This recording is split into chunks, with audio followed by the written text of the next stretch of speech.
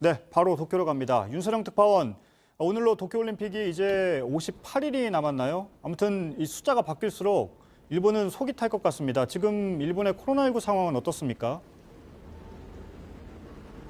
네, 제 뒤로 이 도쿄역 광장에는 도쿄올림픽까지 남은 날짜를 알려주는 카운트다운 전광판이 있습니다. 아마 59일이라고 적혀 있을 것 같은데요.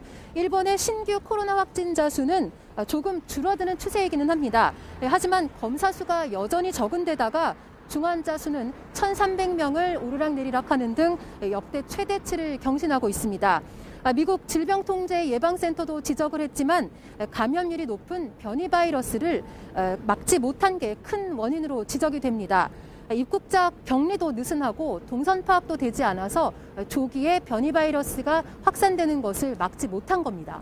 네, IOC 위원장의 말을 놓고도 지금 논란이 되고 있다면서요. 어떤 말입니까? 네, 토마스 바흐 IOC 위원장이 사흘 전에 한 말입니다. 올림픽의 꿈을 실현하기 위해서는 누군가가 희생을 치러야 한다고 말을 했습니다.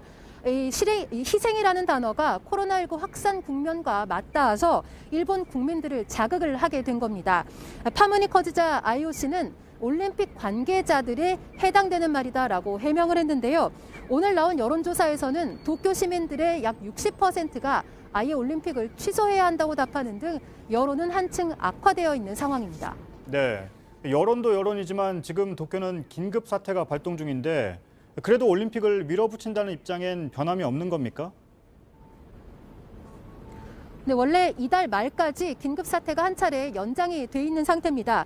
그런데 코로나 상황이 진정이 되지 않으면서 6월 말까지 한 번 더 연장이 될 것 같습니다. IOC는 긴급 사태가 선언이 되더라도 올림픽 개최에는 문제가 없다는 입장을 보이고 있습니다. 이런 상황에서 외국 선수단과 관계자 등 약 10만여 명이 일본을 찾게 되는데요. 올림픽 인파가 10% 증가하면 도쿄의 신규 확진자 수도 3.3배 늘어난다는 연구 결과도 나와 있습니다. 하지만 일본 정부는 올림픽을 취소하거나 연기하는 권한은 IOC에 있다면서 책임을 미루고 있는 상황입니다. 네, 도쿄에서 윤서령 특파원이었습니다.